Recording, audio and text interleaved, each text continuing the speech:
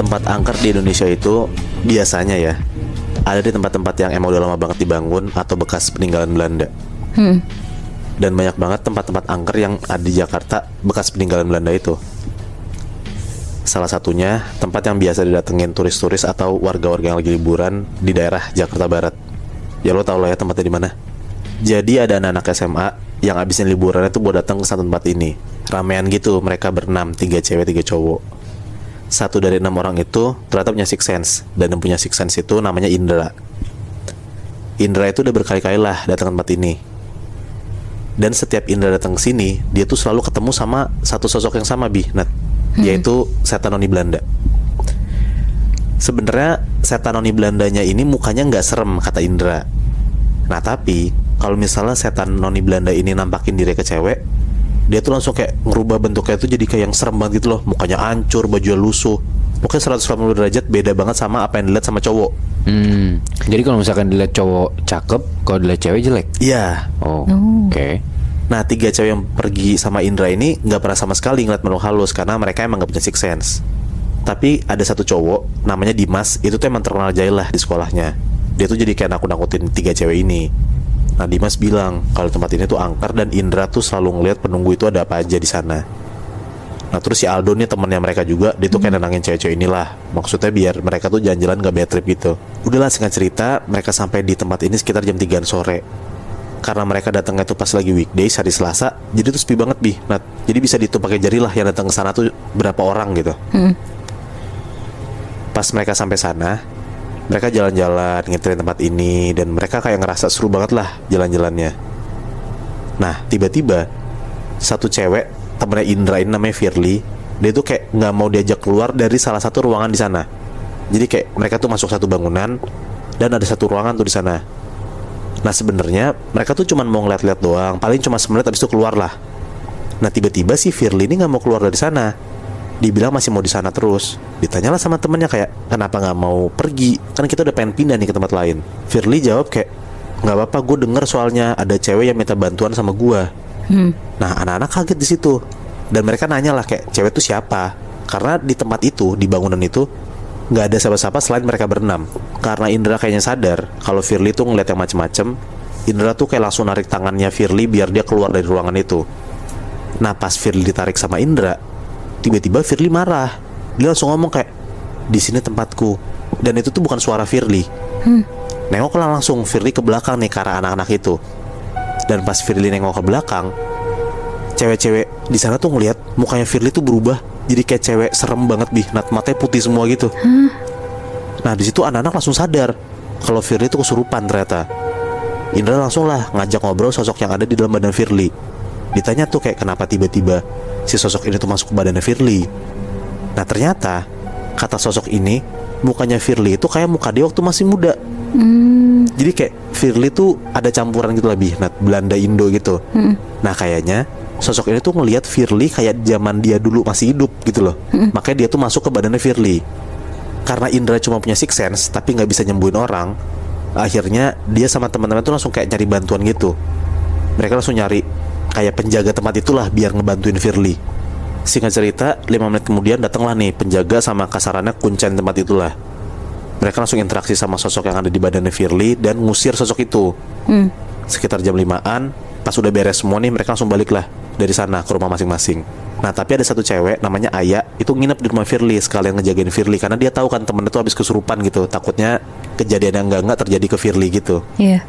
Nah singkat cerita, Aya sama Firly tuh sekitar jam 8-an sampailah di rumahnya Firly. Nah Firly tuh kayak selama di rumah tuh masih bengong aja. Dia tuh masih kayak shock gitulah sama apa yang terjadi di tempat itu tadi sore. Ditenangin terus sama Aya biar Firly tuh gak kepikiran. Ngobrol-ngobrol sampai sekitar jam 10-an, Aya ngantuk. Diajak tidur lah sama Aya. Firly bilang ya udah tidur yuk. Masuklah nih mereka di kamar Firly. Nah pas Aya tidur, ternyata Firly tuh masih bangun Firly tuh nggak bisa tidur sama sekali dan dia tuh masih kepikiran gitu loh yang terjadi tadi tuh apa, gue kenapa kesurupan gitu. Nah pas si Firly lagi bengong, dia tuh ngelihat di jendela kamar dia tuh kayak ada bayangan putih gerak-gerak gitu Jadi jendelanya Firly tuh langsung ngadep ke taman depan rumahnya. Nah Firly tuh emang lupa buat nutup jendelanya dia. Jadi kayak kelihatan jelas banget lah kalau misalnya di depan jendela dia tuh ada apa gitu. Pertama tuh dia ngerasa kayak mungkin salah lihat, karena kan udah malam ditambah dia capek gitu. Jadi dia kayak udah aja lah, bodo amat, kayak nggak ngeliat jelas lagi tuh di luar jendela tuh ada apa. Sampai tiba-tiba pas dia nengok ke jendela itu lagi, dia tuh ngeliat kayak bayangan putih yang dia lihat tuh makin deket ke jendela itu. Langsung kayak makin jalan ngedeket jendela itu. Pelan-pelan makin jelas tuh kelihatan lah, ternyata bayangan putih itu berbentuk badan cewek. Dan jelas banget Firly tuh ngeliat ternyata ada sosok noni Belanda yang lagi ngeliatin Firly dari luar jendelanya dia. Anjir, diikutin.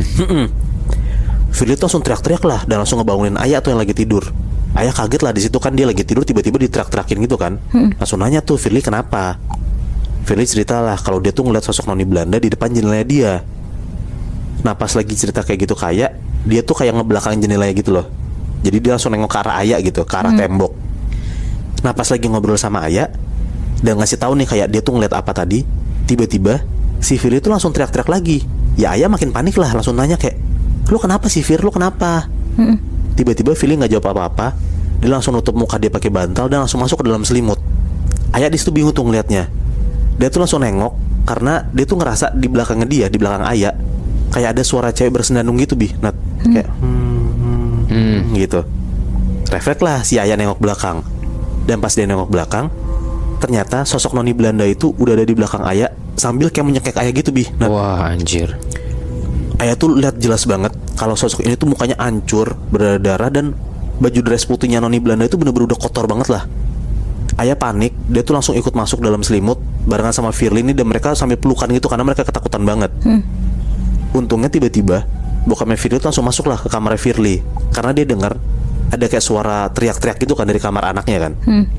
Pas masuk ke sana, bokapnya nanya, kalian kenapa teriak-teriak? Firly sama Ayah tuh bilang lah kalau mereka tuh ngelihat ada sosok noni Belanda di kamarnya. Nah bokapnya bilang, loh nggak ada apa-apa kok. Nah bener aja, pas si Firly sama Ayah tuh keluar dari selimut, mereka pun juga nggak ngeliat ada noni Belanda itu di sana. Firly tuh langsung kepikiran Indra dan langsung lah nelpon Indra di situ juga. Dan untungnya pas Firly nelpon Indra tuh langsung jawab. Firly nanya lah ke Indra kayak kenapa tiba-tiba dia diikutin sama noni Belanda itu padahal dia nggak ngapa-ngapain. Dikasih tau lah sama Indra, ternyata pas di tempat tadi yang di Jakarta Barat itu, si Kuncana itu cuma ngusir doang, bukan kayak ngasih blokade biar si noni itu gak ngikutin Firly lagi gitu loh. Nah makanya pas Firly pulang masih tetap diikutin karena si sosok ini tuh masih suka sama Firly. Nah Indra bilang lah, Firly tuh harus sholat isya, abis itu tahajudan, abis itu langsung kayak disuruh banyak doa biar si noni Belanda itu gak ngikutin Firly lagi. Dan untungnya bener Nah setelah malam itu Firly tuh gak pernah lagi lah ditampakin sama sosok noni itu. Untungnya tapi ya, untung banget sih. karena disuruh baca doa sama sholat terus sama si Indra ini ya? Iya, karena mungkin ya waktu pas diusir sama si Kuncen ini, si Firly tuh gak sholat, gak baca doa gitu lebih. Jadi tetap diikutin terus sama si noni ini. Tapi untungnya dia punya temen yang bisa ngerti kayak gitu ya, Mun. Nah iya bener. Coba kalau gak ada Indra, kayaknya dia diikutin terus deh sampai sekarang. Bener lagi. Cuman yang bikin gua bingung adalah si Firly ini dari sebelumnya gak pernah bisa ngeliat makhluk halus kan? Gak pernah. Tapi tetap diikutin. Iya, soalnya walaupun Firly gak pernah ngeliat makhluk halus, tapi Firly tuh baru pertama kali datang ke tempat ini. Nah sosok ini kan suka banget sama Firly kan. Iya. Nah makanya untuk pertama kalinya Firly tuh diliatin sama sosok makhluk halus dan diikutin sampai ke rumahnya gitu.